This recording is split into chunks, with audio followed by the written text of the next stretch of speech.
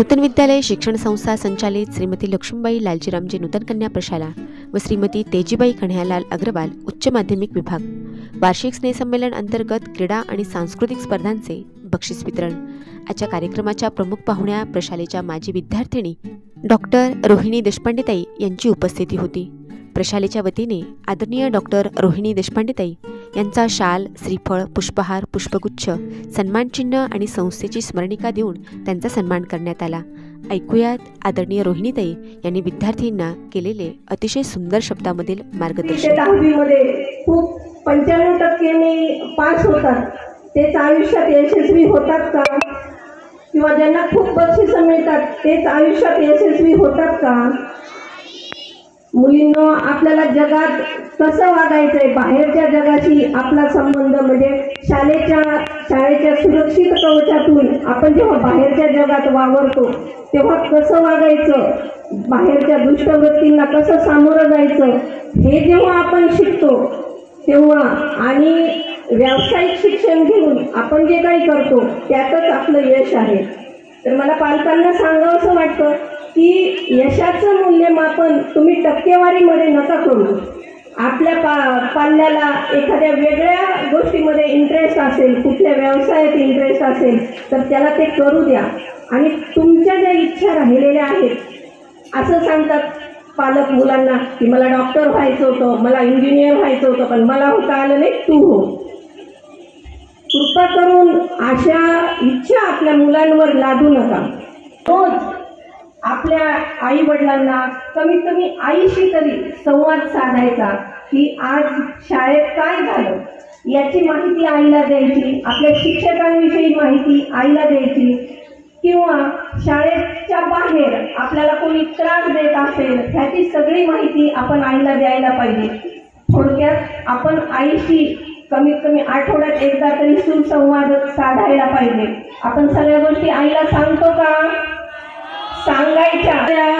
आयांविषयी विशेष उल्लेख करावासा वाटतो की आपण जर त्यांना सांगितलं की तुमच्या मुलांना विचारत जा तुम्ही शाळेतून आल्यानंतर की काय झाले काय नाही, तर त्यांचं उत्तर असतं की आमच्याकडे वेळ नाही। नोकरी करणाऱ्या ज्या आई आहेत त्यांना सांगावंसं वाटतं की तुमच्यातला जो मीपणा आहे तो तुम्ही जेव्हा घरात प्रवेश करता तेव्हा मीपणाची चप्पल तुम्ही घराच्या बाहेरच उतरवून जर घरात गेले तर तुमचं कुटुंब खूप सुसंस्कृत होईल। आणि मला सांगायला खूप अभिमान वाटतो की माझी आई नूतन प्राथमिक शाळेमध्ये शिक्षिका म्हणून होती।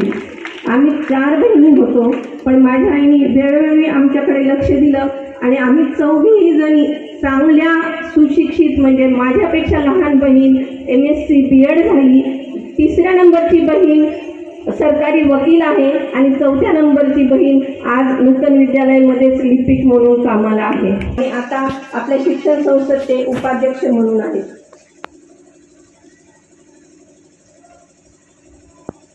मुलींनो, आपल्यामध्ये प्रत्येकामध्ये पुढे जायचं असेल तर काहीतरी गुण पाहिजे।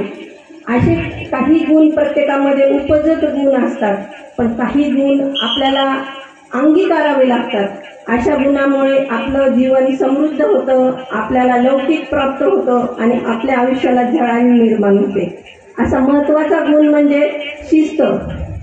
शाळेत पीटीचे सर, खेळाचे सर तुम्हाला शिस्त लावायचा प्रयत्न करतात की नाही?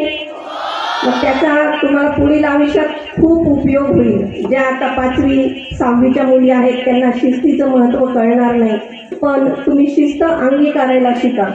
ज्याप्रमाणे नदीचा किनारा नदीचा प्रवाह पुढे नेण्यास आणि नदीला दिशा देण्याचा प्रयत्न नदीचा किनारा काम करतो, त्याप्रमाणे आपल्या आयुष्यात जर शिस्त असेल तर आपल्या आयुष्याला दिशा मिळते। म्हणून आजपासूनच आपण ठरवायचं की आपण शिस्तीत वागायचं।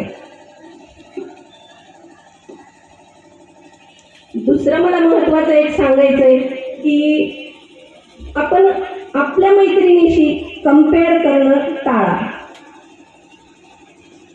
आपल्या मैत्रिणीशी कंपेअर इथपासूनच सुरुवात की आजचा कार्यक्रम काय आहे की खूप क्रीडा स्पर्धांमध्ये, सांस्कृतिक स्पर्धांमध्ये बक्षिसे मिळालेल्या विद्यार्थ्यांचा कौतुक सोहळा. तर ज्या विद्यार्थ्यांना बक्षीस मिळाले त्यांचं कौतुक, आणि ज्यांना नाही मिळालं त्या विद्यार्थिनींकडून ज्यांना बक्षीस नाही मिळालं त्यांनी प्रेरणा घ्यायची आणि पुढच्या वेळेस मी बक्षीस मिळवायचा प्रयत्न करेल असा संकल्प करायचा.